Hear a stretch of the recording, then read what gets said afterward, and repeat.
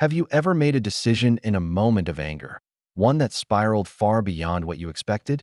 What if that choice didn't just change your life, but nearly destroyed someone else's?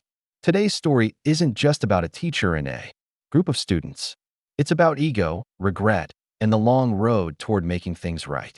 What happens when a group of troubled teens decide to take down the one person who sees through them? And what happens when truth finally pushes its way through the lies? Before we dive in, make sure to hit that subscribe button and turn on the notification bell so you never miss a story like this. If you believe in accountability, redemption, and the power of second chances, then you're in the right place. Like this video and share it with someone who needs to be reminded that even the messiest endings can be rewritten. Under the green buzz of fluorescent lights, the classroom at Eastbridge High smelled faintly of chalk dust and teenage sweat.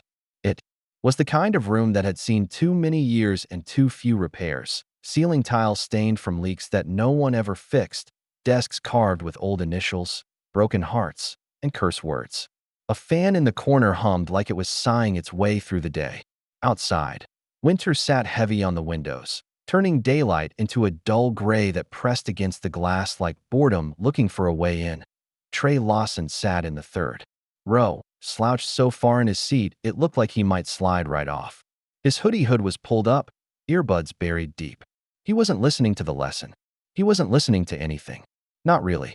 He tapped his fingers against his knee to a beat only he could hear, a rhythm more interesting than anything on the board. At the front of the room stood Ms. Halden, tall, angular, dressed like someone who ironed everything, even her soul. She was in her late 40s, maybe older, but something about her made it impossible to imagine she'd ever been young. Her voice was firm, calm, the kind of tone that didn't yell but made you straighten up anyway. She was reading aloud from Macbeth, eyes darting from page to student, waiting for anyone to act like they gave a damned, and no one did. Except her. "The dagger you see, Mr. Lawson," she said without warning, her voice cutting through the sleepy silence, "is not just a weapon. It's a question. It's hesitation. A man on the edge of a decision he can't take back." Trey blinked, pulled out of whatever mental video game he'd been playing. He looked up, confused and annoyed, as the rest of the class twisted in their seats to enjoy the show. Huh. She didn't sigh. She never sighed.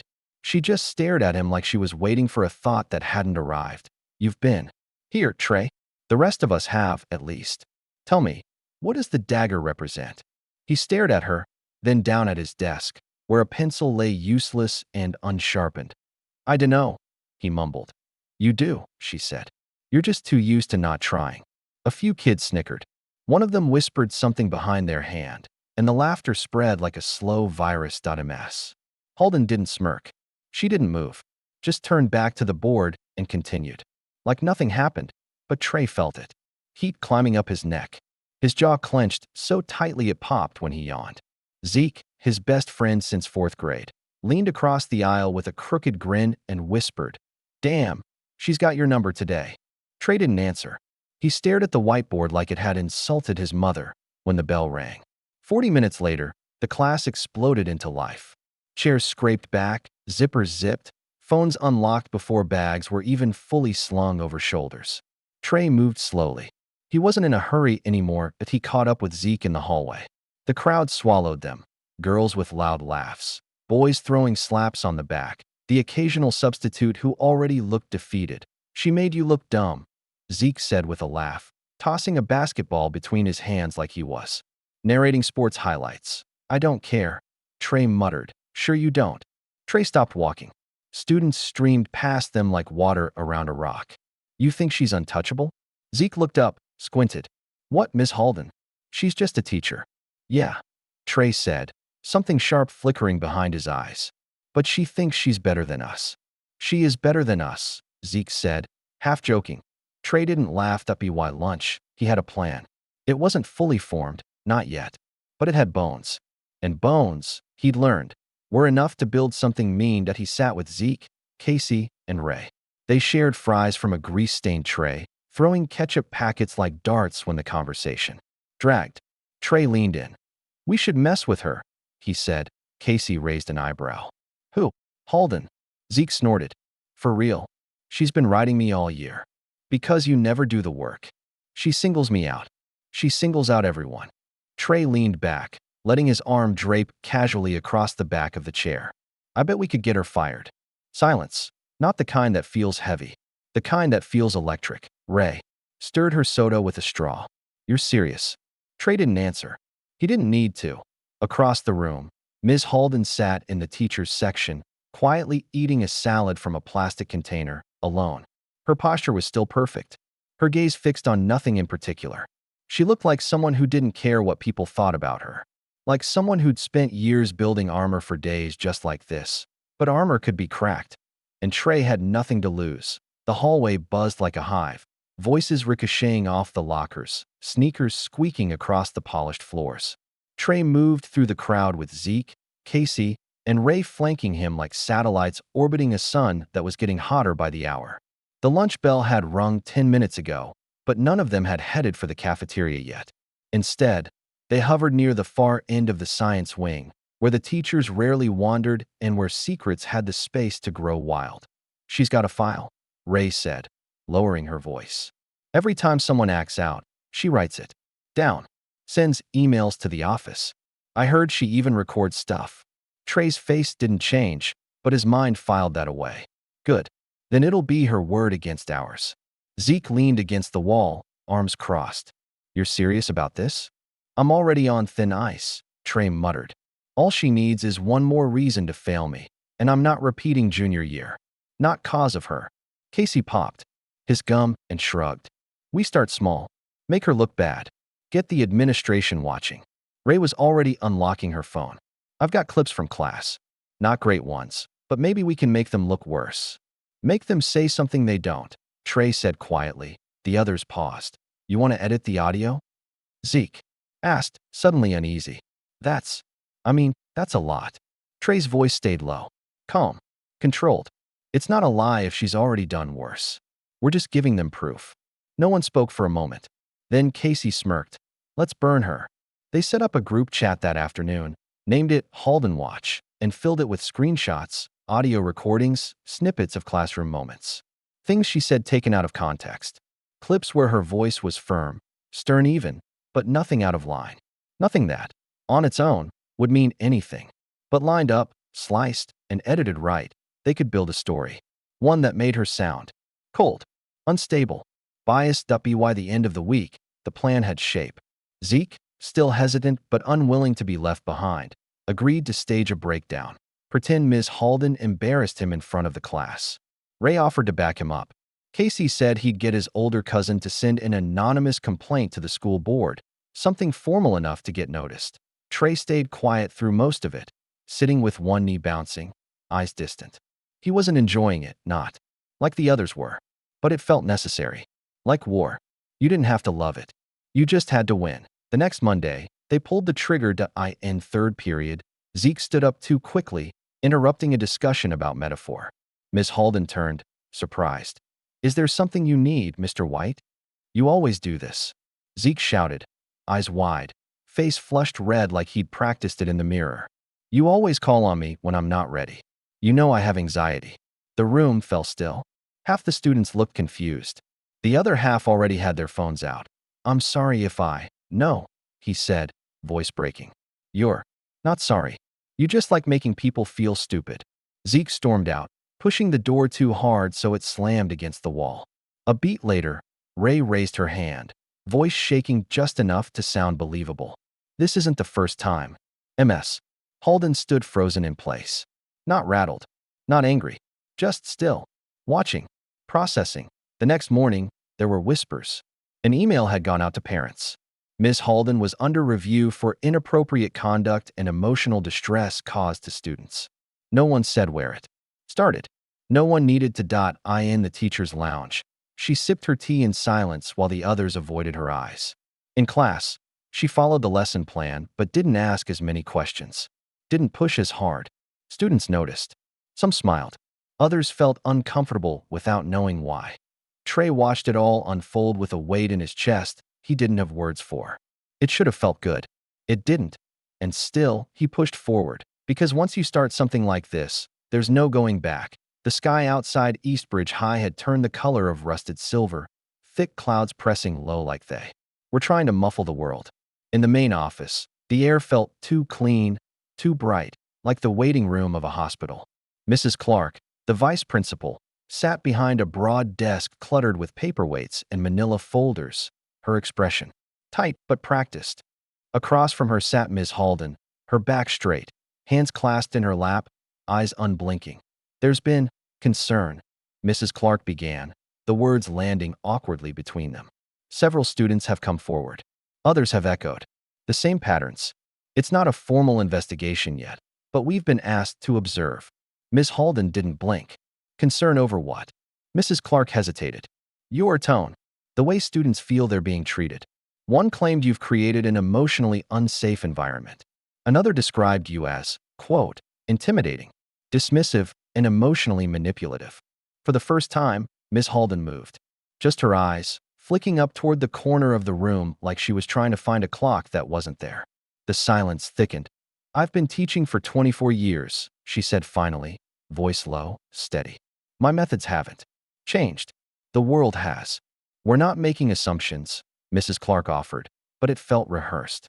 "We're simply collecting data at this point. You understand." Ms. Halden nodded, but the quiet between them lingered even as the meeting ended. Elsewhere, in the back row of the library, Trey scrolled through the Halden Watch group chat. More edits had been added. Ray had sent a clip, just a 2-second video, where Ms. Halden raised her voice to call a student's name. Casey added a caption in bold, "Verbally aggressive behavior in front of peers." They all laughed in the chat. Little flame emojis. Gifs of characters clapping, but Trey didn't laugh. Not anymore that he still remembered the way Ms. Halden looked at him the first time he answered a question right. No sarcasm, no surprise, just a small nod, as if she expected him to know all along. He didn't know why that stuck with him, but it did. And now, here he was, helping take her down for, what? For holding him accountable. The story grew legs. Fast, that afternoon, Trey passed a group of sophomores whispering about Ms. Halden in the hall. "I heard she made a girl cry in 6th period.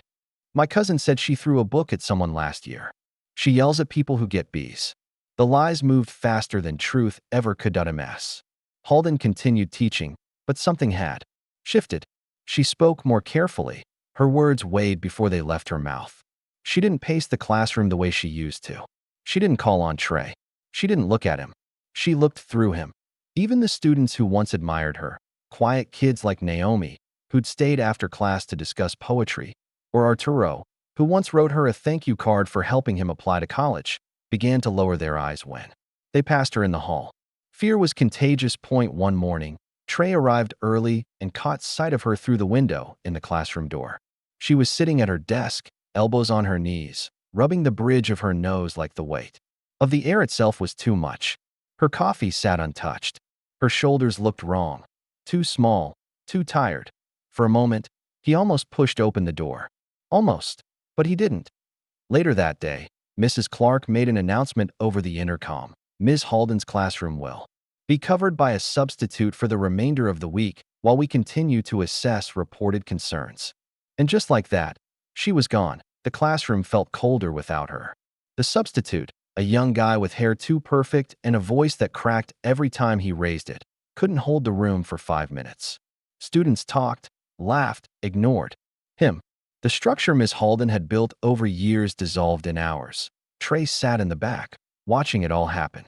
Zeke passed him a note during class. "You won." Trey stared at it. The words felt like a bruise. He didn't throw the paper away. He folded it, slipped it into his pocket like something he might need later, not because he was proud, but because he couldn't explain why it made his chest feel so heavy that he looked out the window. The clouds hadn't lifted. The air in the auditorium buzzed. Softly, dim and restless, like a radio just slightly off station. Rows of chairs sat half-filled with teachers, counselors, and a handful of administrators, all of them waiting for something that felt more like a verdict than a meeting. In the front row, Mrs. Clark tapped her pen against her clipboard, trying to look composed. 2 seats down, Ms. Halden sat in silence, her blazer pressed, her expression unreadable, her gaze fixed on the stage curtain ahead as if it held the answer to a question she hadn't asked yet. Backstage, Michael Torres crouched low near the wings, heart hammering against his ribs like it was trying to escape. He shouldn't be here. He hadn't even planned to speak. But when he passed Zeke earlier that morning and heard him bragging about the performance, laughing about how easy it had been to fool the vice principal, something twisted in Michael's stomach. A sharp, heavy knot. That's when he realized. He couldn't just sit and let it happen. Michael was quiet by nature, soft-spoken, the type who always raised his hand but never his voice. He wasn't friends with Trey or Ray or Casey. He barely spoke to Ms. Halden outside of class, but she was the first teacher who ever told him his writing had power. She said it without flattery, without the forced encouragement some teachers use to make quiet kids feel seen. She said it like she meant it, like she'd read every word, like she expected him to do something with it. He swallowed hard, rubbed his palms on his jeans, and stepped out onto the stage. He started, voice thin. A few heads turned. Mrs. Clark blinked. Sorry, I asked to speak. Miss Halden's eyes slowly shifted to him. Not surprised. Just waiting. I wasn't planning to get involved, Michael said. I don't like attention, but I think what's happening to Miss Halden is wrong. The room stilled. I sit in her class every day. She pushes us, yeah? She calls us out when we're not prepared. But that's because she expects something from us. She makes us think, not just memorize and forget. She's hard, but she's not cruel. A few people exchanged glances. One counselor leaned back in her chair. I heard what Zeke said outside. He said it was all fake, that the breakdown was staged, that they edited audio to make her look bad. Michael's voice grew steadier now, a slow flame rising in his chest. They're lying, and I think people know it, but they're scared to say anything. The auditorium didn't breathe. I just thought someone should. When he stepped down, Miss Halden nodded once. Not a thank you, not relief, just something smaller, deeper acknowledgement. Like they were two people on opposite sides of a burning building, and for a second, the smoke cleared. That afternoon, the walls of the story began to crack. Another student, Alina Kim, a senior on the honor roll, came forward. She told Mrs. Clark about how Miss Halden had stayed after school to help her rewrite an essay 5 times. How she'd lent her a copy of the bell jar from her personal collection. How she never raised her voice unless she was reciting a line of Shakespeare. Evidence surfaced. The audio clip that was used in the complaint? It had an uneven waveform, chopped, spliced, edited. IT reviewed it and confirmed it had been tampered with. Anonymous emails traced back to Casey's cousin. Screenshots of the group chat leaked. A few blurry lines of conversation enough to expose the plot's intent. Trey saw the fallout happen in real time. One by one, his co-conspirators were called into the office. Zeke came back looking pale, chewing his lip like it was the only thing he could control. Ray wouldn't meet anyone's eyes. Casey tried to laugh it off, but his voice cracked in the hallway, and that said more than anything he could have joked. And Trey? He waited. They didn't call him in that day. He sat in class, staring at the empty desk at the front where Ms. Halden's mug used to sit. The substitute still fumbled through lessons, still ignored the restless buzz of students who no longer respected the space. It felt like being on a ship after the captain had been thrown overboard. That night, Trey couldn't sleep. The group chat had gone silent. No more jokes. No fire emojis. Just an empty thread with no one brave enough to be the first to leave. He got out of bed, pulled on a hoodie, and walked. The streets were quiet, not silent. Dogs barking somewhere in the distance, a car alarm hiccuping across town, but quiet enough to think. He wandered until he reached the edge of the school grounds, stood at the gate, and looked at the building glowing softly under streetlights. Something about it looked older now. Not ruined, just tired, like a place that had been hurt and hadn't decided whether it would heal. The first time Trey Lawson walked into the office after everything unraveled, the receptionist didn't smile at him. Mrs. Clark didn't greet him by name. There was no warmth, no scolding either, just a stiff, procedural coldness that told him the adults had made their decision long before he stepped through the door. She gestured to a seat outside her office without a word, and he sat there, elbows on knees, trying to pretend that his pulse wasn't hammering in his ears. The hum of the printer, the ticking of the wall clock, the shuffling of papers behind the frosted glass. Every sound felt sharp, accusatory, like the building itself knew. When she finally opened the door and called him in, he didn't make eye contact. The office smelled like coffee and something metallic, like a coin held too long in your hand. "Have a seat," she said. Not unfriendly. Not kind. Trey sat. His legs bounced under the desk without him meaning them to. "I want you to understand the seriousness of this," she began, folding her hands on the table between them. "We have verified fabrication of evidence. Collusion between students. A coordinated attempt to remove a teacher under false pretenses. And your name is on nearly every thread." Trey looked up. No use pretending he didn't know. "I didn't start it," he said quietly, almost automatically. "No," she said. "But you let it." He didn't answer. His throat was dry. "There's a disciplinary hearing scheduled," she continued. "Your parents will be notified. There will be consequences, Trey. Academic, social, legal, if we decide to take this further." That word, legal, landed like a stone in his chest. He left the office with a slip of paper in his hand, the date of the hearing printed in stark black ink. He passed Zeke in the hallway, eyes bloodshot, face pale. Ray wasn't in school that day. Casey had been suspended. On the spot, the halls didn't feel like they used to. There were no nods from classmates. No casual fist bumps or whispered jokes. Just eyes. Watching. Judging. Avoiding. The story had flipped, and now Trey was the villain no one wanted to sit beside.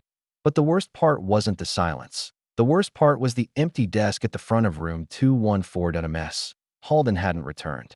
Even after her name had been cleared. Even after the investigation revealed what they'd done. She was still gone. No replacement had been announced, no memo posted. Just a classroom left in limbo, like it was waiting for someone who no longer believed it was worth coming back. Trey lingered at the doorway during lunch, looking in. The substitute had given up assigning anything serious. Kids played games on their Chromebooks, tossed paper at each other, ignored the lesson. The structure Miss Halden had spent years building had been ripped apart in a matter of days. And she wasn't coming to fix it. He sat in the back of the library after school, shoulders hunched, staring at the table. His phone vibrated, his mom, texting to ask if he was coming home for dinner. He didn't answer. Instead, he pulled out a notebook and started writing. Not excuses, he told himself. Just truth. He wrote about the moment in class when she called on him. About the sting of embarrassment. About how he let that feeling become something darker. About the night he created the group chat. About how it had felt like a joke, until it wasn't. Until it hurt someone real. He wrote until his hand cramped. The next morning, he printed out the pages and walked them to Mrs. Clark's office. She took the envelope without speaking. He left before she could open it. Days passed. Then a week. And then, one morning, a note appeared taped to the whiteboard in room 214. "Ms. Halden will return Monday. Be prepared." No smiley face. No welcome. Back party. Just a sentence. The kind she'd write when they had an exam coming. Straightforward. Undeniable. Trey stared at the note, unsure what to feel. Relief? Dread? Guilt had long since stopped burning. Now it just lingered, quiet and constant, like a bruise that never faded. He didn't know what would happen when she walked back into that room. But he knew she would. And that was more than he thought he deserved.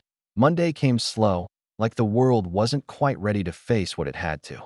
The halls of Eastbridge High buzzed with an energy Trey couldn't name. Something just beneath the surface, a quiet waiting. Everyone had seen the note. Everyone knew. And as third period crept closer, the tension built like a storm that hadn't yet touched down. Trey sat in the back of room 214, same seat as always, but everything around him felt different. The desks had been rearranged. Nothing dramatic, just a shift in angles that made the room feel unfamiliar. The lights buzzed the same way, the clock ticked in its slow, maddening rhythm, but the air felt heavier. Like the walls remembered what had been done here. No one spoke much. A few kids scrolled through their phones. Someone chewed gum too loudly. Zeke sat 2 rows ahead, shoulders hunched, eyes darting to the door every few seconds. Ray hadn't come back to school. Word was her parents pulled her out for a transfer. Casey, Trey hadn't seen since the hearing. He doubted he'd see him. Again, at exactly 11:03, the door opened. A mess. Halden walked in like the room owed her nothing, and she expected nothing from it. No dramatic pause. No glance around to take stock of who had stayed and who had turned on her. Just a quiet entrance, a folder in her hand, her heels clicking once, twice on the tile before she reached her desk. She didn't look at Trey, or Zeke, or anyone, really. She just set her things down, opened the folder, and wrote 2 words on the board in crisp white chalk. Perspective matters. Then she turned. I'm not here to discuss the past, she said. Her voice was steady, clear, not angry, not soft, just real. You know what happened. So do I. So does the administration. That's not why I'm back. No one moved. I'm back because you still need to learn. And because I'm still a teacher. She paused, scanning the room, her eyes landing on each face for a beat. When her gaze passed over Trey, it didn't linger. But it didn't flinch, either. Some of you probably expect me to be different now, she continued. Less direct, more forgiving, maybe quieter. She stepped away from the board. I'm not. That was it. She handed out copies of a short story by Raymond Carver and asked them to read silently. Nothing more. No speeches. No hard conversations. But Trey couldn't focus. He read the same paragraph 5 times and didn't remember a word. His hands stayed curled under his desk, palms damp. The room was too quiet, except for the sound of pages turning and pencils moving. The kind of silence that wasn't peaceful, but watchful. When the bell rang, kids moved like shadows, fast, nervous, like if they stayed too long, something might happen. Trey stayed in his seat. She didn't tell him to leave. When the room emptied, she gathered her papers slowly, organizing them into neat stacks. She didn't glance up. I read your letter, she said finally. His throat went dry. Okay. It wasn't an apology. I know. But it was honest. He looked down at his sneakers. The laces were frayed. He hadn't noticed before. I thought I wanted you gone, he said. But when you left, the room felt wrong. She didn't respond for a while. You hurt people, Trey. I know. Not just me. He nodded, barely. I'm not interested in punishing you, she said. I'm interested in what you do next. That sentence hung in the air like a bridge suspended over water. Unsteady but real. An invitation. A warning. Maybe both. Trey finally looked up. I want to do better. She gave the faintest nod. The kind that said we'll see. And then she turned back to her desk. Trey walked out into the hallway, the noise of the school washing over him like rain after too much stillness. He didn't feel fixed. He didn't feel forgiven. But he felt something new, like the story wasn't over yet. The afternoon light fell soft through the windows of the counselor's office, cutting across the floor in long gold strips that made the dust visible as it hung in the air. Trey sat on the worn couch, his backpack on the ground, his arms resting on his knees. He wasn't hunched the way he used to be. There was a quiet stillness in his posture now, not stiff, just steady. Across from him, Ms. Levine sat with a notepad balanced lightly on her knee, but she hadn't written a word yet. She rarely did. She said most things worth noticing weren't found in ink. It's been 2 weeks, she said gently, watching him. Yeah, you've been showing up. I have. He didn't say more. She didn't push. Instead, she leaned back, letting the quiet stretch a little longer. The hallway outside buzzed with low student voices, lockers shutting, footsteps passing. But in this little corner of the building, the noise stayed on the other side of the door. I've been thinking about that day, Trey said finally, his voice low. The one when it started. When I flipped the switch. Ms. Levine gave a small nod. I was angry, he continued. Not because she embarrassed me. Well, yeah, that too. But mostly because she saw me. Like, actually saw me. And I didn't want that. It's easier to be ignored. You don't owe anyone anything when they're not paying attention. That's true, she said. Being seen comes with expectations. He rubbed his thumb along the side of his palm, eyes flicking toward the window where the trees outside swayed in the wind like they didn't have a care in the world. I didn't think it'd go that far, he admitted. At first, it was just a joke. Then it was about control. Then, I don't know what it was anymore. You hurt someone who was trying to help you, she said, not to accuse, but to clarify. He nodded. But you also stopped, she added. You helped it come undone. Trey didn't answer right away. His thoughts moved like slow clouds. Do you think I'll ever be able to fix it? No, she said. But I think you can grow from it. That's different. That's harder. The bell rang in the distance. Students would be pouring into the halls again. Noise would return, chaos would resume, and this quiet little room would once again become a place for sorting pieces. Trey stood slowly, slinging his backpack over one shoulder. She still doesn't really look at me. Not like before. She doesn't have to. Ms. Levine said. You're not owed her trust, but you can earn it. Every day, in small ways. That's what real change looks like. Outside the office, Trey moved through the hallway with something unfamiliar in his chest. Weight, but not the kind that crushed. More like a reminder. A responsibility. He passed room 214 on his way to the stairs. Through the window, he saw Ms. Halden writing something. On the board, the students were quiet, heads down, pens moving. She didn't pause, didn't glance up, just kept going. He kept walking. The story didn't need a big ending. There was no applause, no final speech, just movement, just time. In the weeks that followed, Trey stayed after class more often. Not every day, not to ask anything, just to listen. He handed in his work, started speaking when called on. Sometimes, when he was brave enough, he asked questions of his own. Ms. Halden answered them without warmth, but without resentment either. It was slow. It was ordinary, but it was something, and somewhere in all that silence, something began to rebuild. Not perfectly, not the way it was, but real. In his notebook, Trey started writing again. Not because it was assigned, because it helped. He wrote about what it meant to choose regret over denial, about how hard it was to make things right when you'd made them so wrong, about shame and truth, and how forgiveness doesn't always sound like a kind word. It sometimes just looks like someone letting you try again. And he wrote about perspective, how sometimes the dagger isn't what kills you. Sometimes it's the weight of what you almost did, and the quiet, difficult decision to set it down. That was the story of Trey Lawson and Ms. Halden, a story of pride, pain, and the quiet courage it takes to face the truth. If it moved you, made you think, or reminded you of someone, then do us a favor. Like this video, share it with your circle, and most importantly, subscribe to our channel for more real-life inspired stories that challenge, inspire, and stay with you long after the credits roll. And now, we want to hear from you. Have you ever made a choice you wished you could undo? Or known someone who showed you grace when you least deserved it? Drop your thoughts in the comments. Let's talk. Because around here, we believe stories like these deserve to be told and remembered.